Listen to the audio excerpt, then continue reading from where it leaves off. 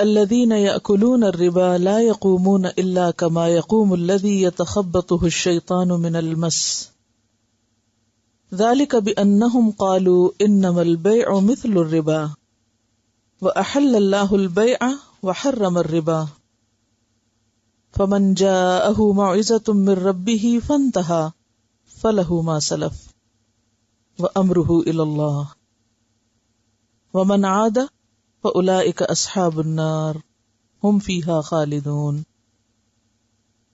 سورۃ البقرہ کی آیت نمبر 275 میں ربا یعنی سود کی حرمت کا بیان ہے۔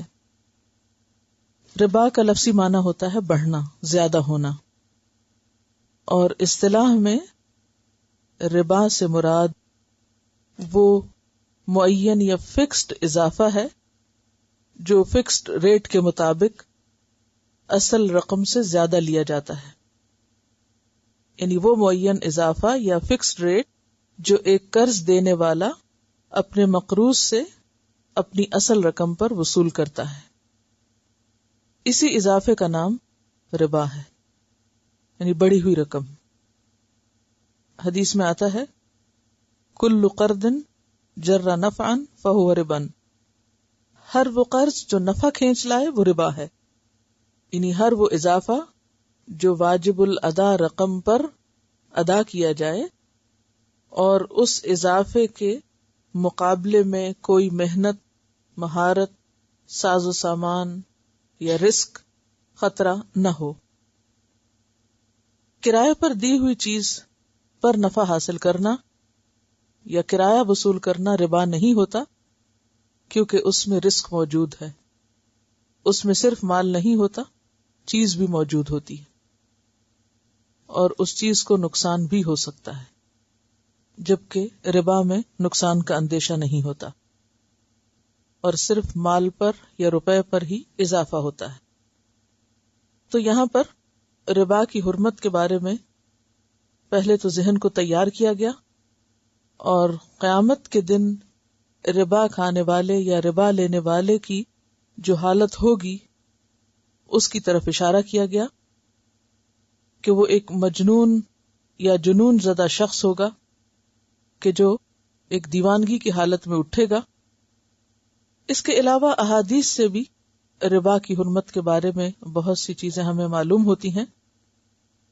مثلا ایک حدیث میں آتا ہے رسول اللہ صلی اللہ علیہ وسلم نے فرمایا 7 مہلک چیزوں سے بچو، یعنی ہلاک کرنے والی: شرک کرنا، جادو کرنا، ناحق قتل کرنا، سود کھانا، یتیم کا مال کھانا، جہاد کے وقت میدان سے بھاگنا، اور پاک دامن عورت پر تہمت لگانا۔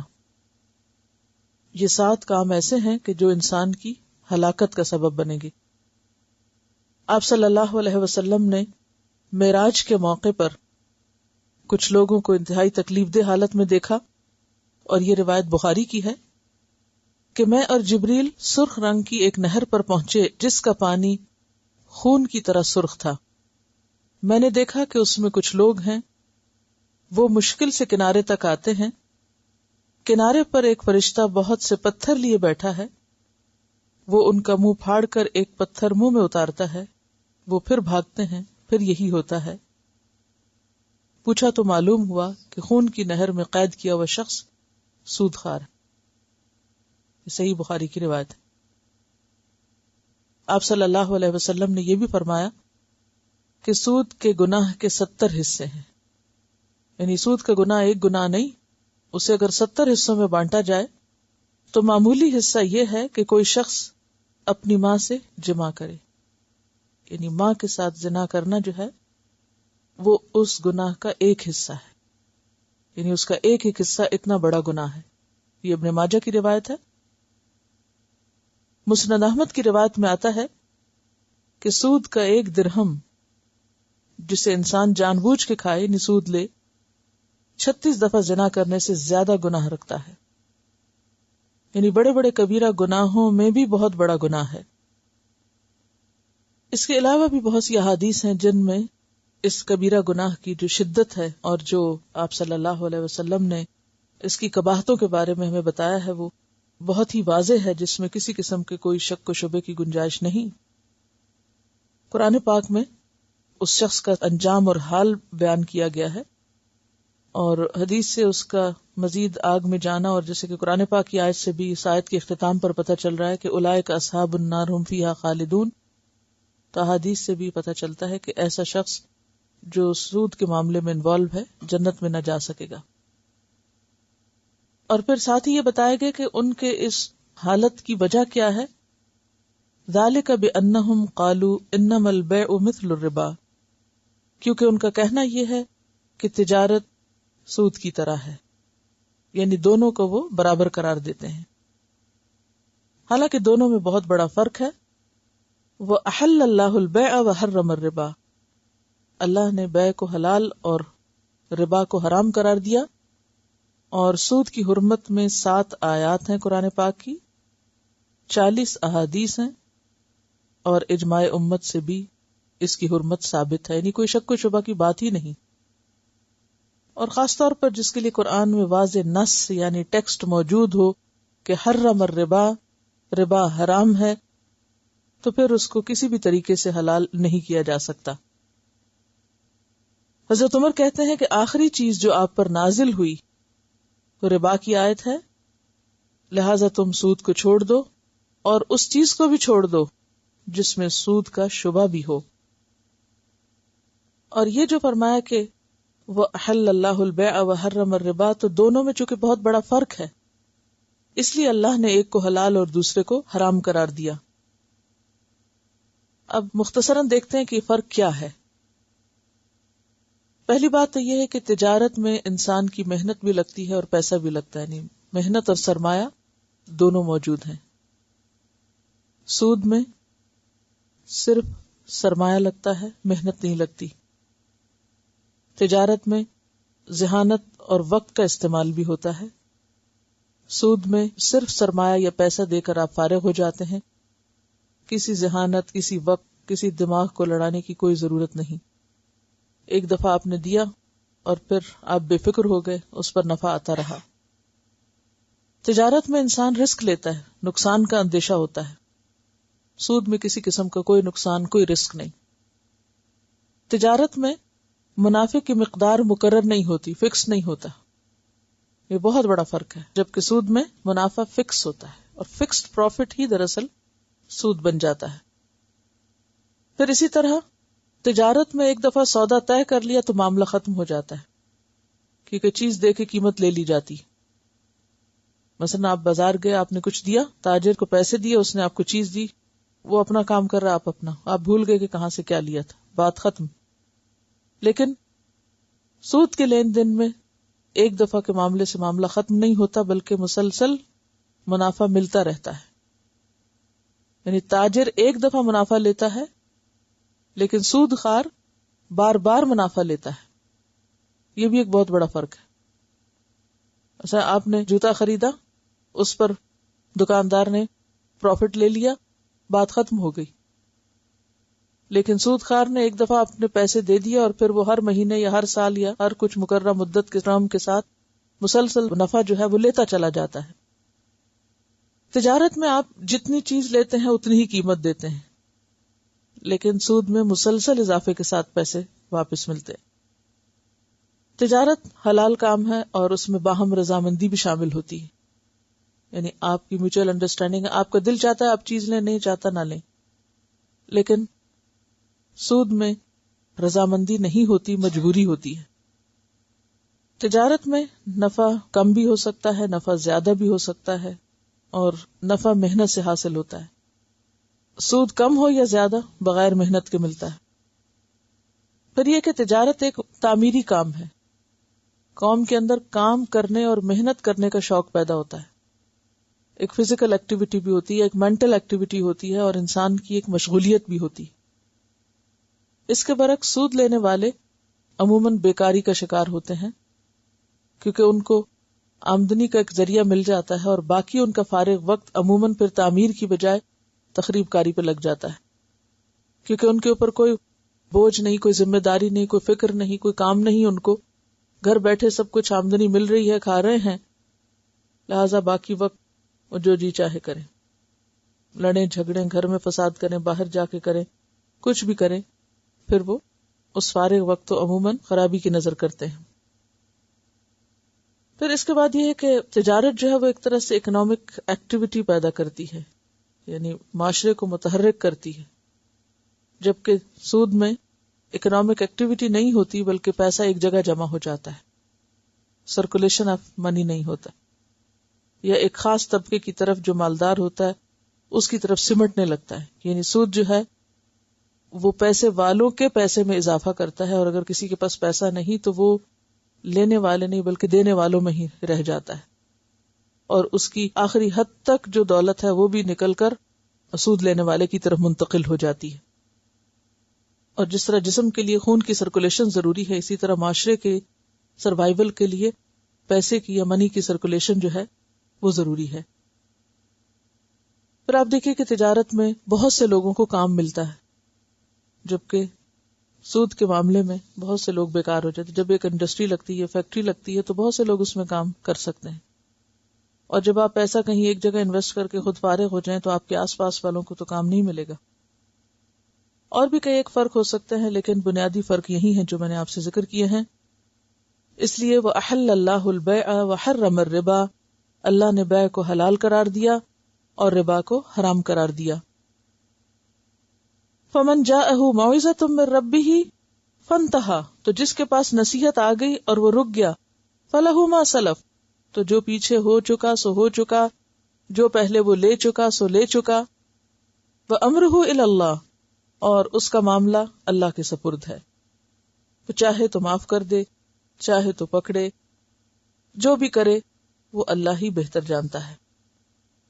وَمَنْ عَادَ فَأُولَٰئِكَ أَصْحَابُ النَّارِ، اور جو لوٹے وہ آگ والے ہیں، ہم فیہا خالدون، وہ اس میں ہمیشہ ہمیشہ رہیں گے۔ یمحق اللہ الربا، اللہ ربا کو مٹاتا ہے، ویربی الصدقات، اور صدقات میں اضافہ کرتا ہے یا صدقات بڑھاتا ہے۔ تو اس سے پتہ چلتا ہے کہ ہمارا دین قائم ہے کس پر؟ باہمی ہمدردی اور خیر خواہی پر۔ الدین والنصیحہ، دین خیر خواہی کا نام ہے، جس میں بندوں کے باہمی حقوق کی پہچان بتائی گئی۔ امت مسلمہ کو ایک جسم سے تشبیہ دی گئی کہ اگر جسم کا ایک حصہ تکلیف میں ہو یا بیمار ہو تو باقی حصے بھی اس سے متاثر ہوتے ہیں، وہ بھی تکلیف محسوس کرتے ہیں، وہ سارے اس تکلیف میں اس کا ساتھ دیتے ہیں۔ لیکن سود کا نظام انسانوں کے اندر خود غرضی پیدا کرتا ہے، وہ دوسرے کے دکھ درد میں کام آنے کی بجائے ان کے دکھ درد سے فائدہ اٹھاتے ہیں۔ تو اس لیے اللہ تعالیٰ ربا کو ختم کر دیتا ہے اور صدقات کو بڑھاتا ہے، اور دونوں ایک دوسرے سے بالکل اپوزٹ چیزیں۔ آپ دیکھیں کہ صدقہ دینے سے کیا ہوتا ہے کہ آپ بغیر کسی معاوضے کے اپنا مال کسی اور کو دے رہے ہیں اللہ کی رضا کی خاطر، اور سود میں بغیر کسی معاوضے کے آپ دوسرے کا مال ہتھیار رہے ہیں۔ ایک میں دنیا کا فائدہ ہے، وقتی فائدہ ہے، اور دوسرے میں آخرت کا فائدہ ہے، تو دونوں ہی بالکل اپوزٹ ڈائریکشن پہ اپنا اپنا اینڈ ریزلٹ یا انجام رکھتے ہیں۔ اس لیے اللہ تعالی معاشرے میں سود کو پنپنے نہیں دینا چاہتا، بلکہ بالکل ایلیمینیٹ کرنا چاہتا ہے، مٹا دینا چاہتا ہے، ختم کر دینا چاہتا ہے، اور صدقات کے نظام کو بڑھانا چاہتا ہے۔ تو اس سے کیا پتہ چلتا ہے کہ سود کا خاتمہ نہیں ہو سکتا جب تک کہ معاشرے میں صدقات کا رواج نہیں ہوتا، کیونکہ سود پر قرض کب لیتے ہیں؟ جب وہ ضرورت مند ہوتے ہیں۔ اب ایک شخص ضرورت مند ہے، ضرورتیں عام طور پر جو افراد کی ہوتی ہیں وہ کیا ہیں؟ کوئی شخص بیمار ہو گیا، اس کو علاج کے لیے چاہیے، کسی کو تعلیم کے لیے چاہیے، کسی کو شادی کے لیے چاہیے، کسی کو گھر بنانے کے لیے چاہیے۔ تو ایسی تمام جو انسان کی نیڈز ہیں یا بعض اوقات نیسیسٹیز ہیں، ان میں انسان کو روپے پیسے سرمایہ کی ضرورت ہوتی ہے۔ تو اسلام کیا مزاج پیدا کرتا ہے کہ ایسی ضروریات میں لوگ ایک دوسرے کے کام آئیں، جو اپنے لیے پسند کریں وہی دوسروں کے لیے کریں، صرف اپنے لیے جینا نہ سیکھیں، دوسروں کے لیے بھی، کیونکہ امت وسط کے فرد کی حیثیت سے وہ تو ساری دنیا کے لیے بھلائی کا پیغام رکھتے ہیں اپنے اندر، کہاں یہ کہ وہ اپنوں سے بھی خود غرضی کے ساتھ مال کھینچیں گے۔ تو یمحق اللہ الربا ویربی الصدقات، اور اس کے بارے میں ایک حدیث بھی آتی ہے، آپ نے فرمایا جس کسی کا مال سود سے زیادہ ہوگا آخر کار وہ قلت کی طرف جائے گا۔ یعنی سود سے مال میں حقیقت میں اضافہ نہیں ہوتا، بعض اوقات لوگ یکدم دیوالیہ ہو جاتے ہیں سودی کاروبار میں، ایک دم بینک کرپٹ ہو جاتے ہیں، ادائیگیاں نہیں کر سکتے، تو اس سے کیا ہوتا ہے کہ جو کاروبار یا جو کام ان کے ہاتھ میں ہے وہ بھی جاتا ہے۔ صدقات میں اضافہ چاہتا ہے اللہ تعالیٰ، اور جب ہر ایک دینے والا ہوتا ہے تو پھر لینے والا کوئی بھی نہیں رہتا، بالآخر ہر ایک کے پاس اتنا ہو جاتا ہے کہ وہ سروائیو کر سکے۔ اور جیسا کہ نبی صلی اللہ علیہ وسلم کی زندگی کے آخری حصے میں سود کی حرمت آئی، اور اس کے بعد صدقات کا جو نظام اور پھر زکوٰۃ کا جو نظام قائم ہوا، اس کے نتیجے میں صرف حضرت عمر کے دور میں ہی صدقہ لینے والا کوئی باقی نہیں رہا تھا، ہر کوئی دینے کے لیے تیار تھا، اور سب معاشرے کی ضروریات پوری ہو رہی تھی۔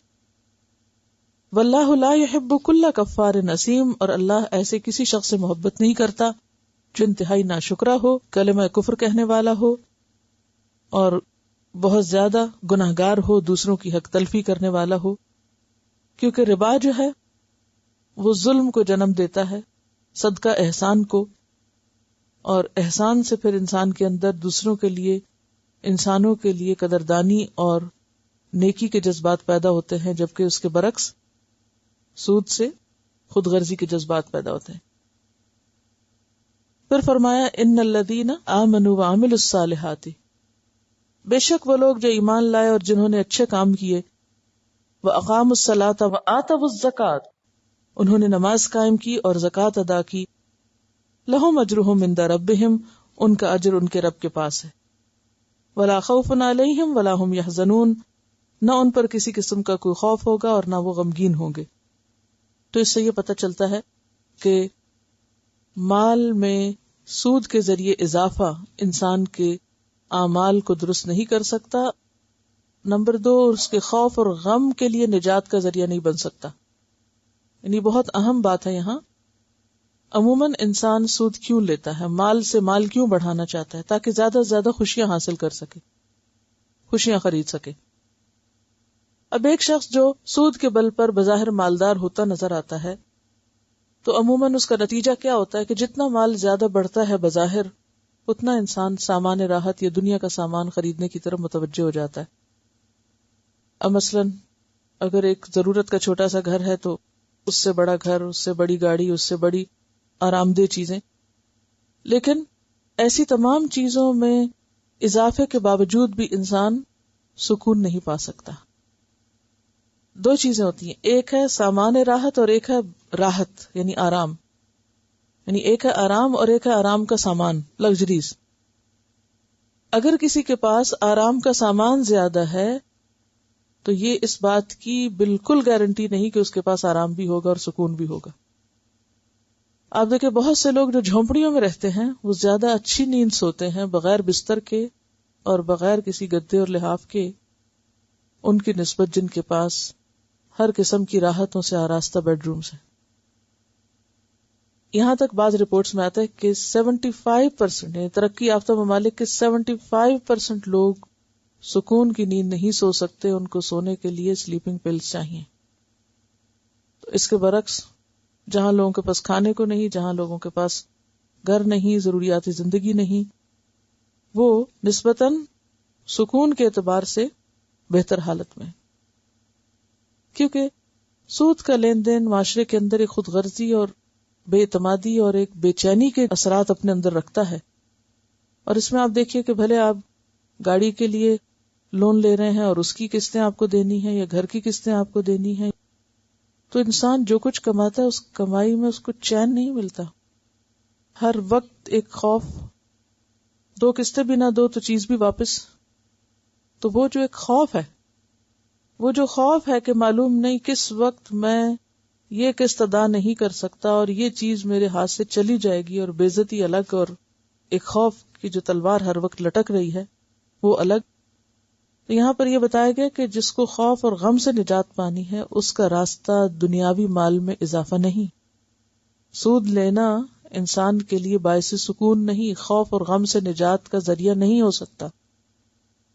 اور یہ عام تجربے کی بات ہے کہ بظاہر آپ کتنے بھی خوبصورت گھر میں یا کتنی بھی خوبصورت گاڑی میں گھوم رہے ہیں یا رہ رہے ہیں اچھے گھر میں، لیکن اگر آپ کے دل پر، دماغ پر ہر وقت یہی بوجھ ہے کہ ادائیگیاں کیسے ہوں گی، تو آپ سکون نہیں پا سکتے. تو بہرحال سود کا خواہ لینا ہو یا دینا ہو، دونوں ہی اس میں شامل ہو جاتے ہیں، کیونکہ صرف لینے کی ممانعت نہیں ہے، دینے کی ممانعت بھی ہے. اور اس کا واضح طور پر حدیث میں آتا ہے کہ اس کا لینے والا اور دینے والا جو ہے وہ سب اس میں شریک ہے. سیدنا جابر سے روایت ہے، نبی صلی اللہ علیہ وسلم نے فرمایا، سود کھانے والے پر، سود دینے والے پر اور گواہوں پر لعنت فرمائی ہے، اور فرمایا وہ سب برابر ہیں.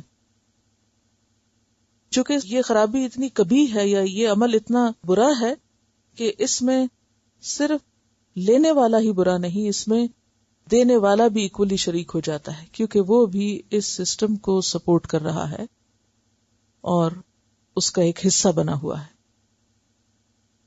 تو وہ لوگ جو ایمان لائے اور جو نیک کام کرتے ہیں اور جو نماز قائم کرتے ہیں اور زکوٰۃ دیتے ہیں، یعنی دینے والے. اب اس میں آپ دیکھیے کہ ایک تو ایمان ہے، دوسرے نیکیوں کی طرف رغبت، تیسرے نمازوں کی پابندی، اور چوتھے زکوٰۃ کی ادائیگی، دینا. کیونکہ اگر کسی معاشرے کے اندر واقعی ایمانداری کے ساتھ زکوٰۃ دی جانے لگے تو پھر کوئی ضرورت مند نہیں رہے گا، پھر کوئی بھوکا نہیں رہے گا، پھر کوئی فقیر نہیں رہے گا کہ اس کو سود پر قرضہ لینے کی ضرورت محسوس ہو. اور جو قوم زکوٰۃ دینے کی عادی ہو، صدقات دینے کی عادی ہو، وہ اس چیز کو برداشت نہیں کر سکتی کہ کسی کو سود پر قرض دے یا کوئی سود پہ قرض لے رہا ہو اور وہ اس کے لیے کوئی مدد کا سامان فراہم نہ کرے. یعنی یہ ساری چیزیں ایک دوسرے سے انٹر ریلیٹڈ ہیں. یعنی خالی آپ سود کو الگ کر کے مت دیکھیں، یہ خالی صدقات کو الگ رکھ کے نہیں دیکھیں. اگر کسی معاشرے میں صدقات کا رواج عام نہیں تو وہیں پر ہی سود کی بیماریاں جنم لیں گی. پھر فرمایا یا ایھا الذین آمنوا، اے لوگو جو ایمان لائے ہو، اتقوا اللہ، اللہ سے ڈرو، وذروا، اور چھوڑ دو. کیا چھوڑ دو؟ ما بقی من الربا، جو کچھ ربا میں سے باقی ہے اس کو چھوڑ دو، ربا کا لین دین چھوڑ دو. ان کنتم مومنین، اگر تم مومن ہو. اسی لیے ہم دیکھتے ہیں کہ جب یہ آیت نازل ہوئی تو آپ صلی اللہ علیہ وسلم نے سب سے پہلے اپنے خاندان کا سود جو تھا اس کو ختم کیا. اس آیت سے پہلے سود کی ممانعت میں آیات نازل ہو چکی تھی، تو بہت سے مسلمان سود کے معاملات چھوڑ چکے تھے. اگرچہ آخری حرمت کے الفاظ نہیں بھی آئے تھے تو لوگ جان چکے تھے کہ یہ ایک قباحت ہے، خرابی ہے، گناہ کا کام ہے، لہذا انہوں نے اس کو چھوڑ دیا. لیکن کچھ لوگوں کے مطالبات سود کی بقایا رقمیں جو تھیں وہ دوسروں پر باقی تھی. یعنی کچھ لوگ ابھی اس کو چھوڑے نہیں تھے، ان کا سود دوسروں کے پاس موجود تھا اور وہ لینے کا تقاضا کر رہے تھے. اسی طرح کا ایک واقعہ بنی ثقیف اور بنی مخزوم کے درمیان پیش آیا. بنو ثقیف اور بنو مخزوم کے درمیان ایسا ہی ایک واقعہ پیش آیا. ان دونوں کے درمیان سودی لین دین تھا آپس میں، اور بنو ثقیف کے لوگوں کا کچھ سودی مطالبہ بنو مخزوم کی طرف تھا، یعنی بنو مخزوم کو دینا تھا. بنو مخزوم مسلمان ہو گئے. اسلام لانے کے بعد انہوں نے کہا کہ جی ہم تو سود کی رقم ادا نہیں کریں گے کہ اسلام میں دینا بھی منع ہے. ادھر بنو ثقیف نے مطالبہ شروع کیا کیونکہ یہ لوگ ابھی مسلمان نہیں ہوئے تھے. تو یہ جھگڑا جو تھا کچھ طول پکڑ گیا. بہرحال معاملہ آپ صلی اللہ علیہ وسلم تک پہنچا تو اس موقع پر یہ آیت نازل ہوئی، اور یہ فتح مکہ کے بعد کا واقعہ ہے. اور آپ نے اللہ تعالیٰ کا یہ حکم سنایا کہ آج کے بعد سود کا لین دین ختم. وَذَرُوا مَا بَقِيَ مِنَ الرِّبَا، اصل رقم تو لے سکتے ہو، ربا کا جو اضافہ ہے وہ نہیں لے سکتے. اور پھر حجۃ الوداع کے موقع پر آپ صلی اللہ علیہ وسلم نے سارے ربا جو تھے ان کو ختم کر دیا اور فرمایا جاہلیت کے دور میں، اسلام سے پہلے کے دور میں ربا کا جو بھی لین دین تمہارے درمیان تھا آج وہ ختم، آج سے یہ بین، اور اسلامی مملکت میں یہ ایک فوجداری جرم قرار پاتا ہے، یعنی کہ اس میں حکومت مداخلت کر سکتی ہے، اگر کوئی لین دین کر رہا ہو تو وہ اس کو زبردستی یعنی پکڑ سکتی ہے، یعنی اس پر جو بھی پھر تعزیر ہو۔ تو بہرحال آپ صلی اللہ علیہ وسلم نے کیا فرمایا کہ آج کے دن میں سب کا سود ساکت کرتا ہوں، اور پھر تمہارے لیے کیا ہے؟ رؤوس اموالکم لا تظلمون ولا تظلمون، اور پھر فرمایا کہ وَأَوَّلُ رِبًا أَدَعُهُ، پہلا ربا جس کو میں ساکت کرتا ہوں یعنی وصول نہیں ہوگا، وہ ربا ہمارے اپنے خاندان کا ربا ہے، ربا العباس ابن المطلب، آپ کے چچا عباس بن عبد المطلب کا، فَإِنَّهُ مَوْضُوعٌ كُلُّهُ، وہ سارے کا سارا ساکت ہے۔ جس کسی کو بھی عباس یعنی آپ کے چچا جو تھے ان کا ربا دینا تھا، آج کے بعد وہ نہیں دے گا، صرف اصل زر دے گا۔ اس سے یہ بھی پتہ چلتا ہے کہ آپ صلی اللہ علیہ وسلم نے نیکی کی ابتدا کہاں سے کی تھی؟ اپنے گھر سے۔ عام طور پر جب ہم کوئی نیکی کا کام کرنا چاہتے ہیں تو ہم دور کی باتیں تو بہت سی سوچتے ہیں، لیکن ہمارے اپنے ہاتھ کی پہنچ میں یا قریب میں جو نیکی کا موقع ہوتا ہے وہ ہمیں نظر نہیں آتا۔ لیکن آپ صلی اللہ علیہ وسلم کے طریقوں میں آپ دیکھیں کہ جو بھی چیز آپ نے باہر سکھائی وہ پہلے خود گھر پہ کی، اور حجۃ الوداع میں بے شمار لوگ تھے، ہزاروں کی تعداد میں، ان سب کے سامنے آپ نے کیا اعلان کیا کہ سب سے پہلا سود جو میں ساکت کرتا ہوں، یعنی جو اب نہیں لیا جائے گا، وہ میرے ہی خاندان کا، میرے چچا کا سود ہے، کیونکہ وہ سود پر قرضے دیا کرتے تھے کہ آج کے بعد جس کے پاس بھی ان کا مال قرض کے طور پر ہے وہ سود نہیں دے گا۔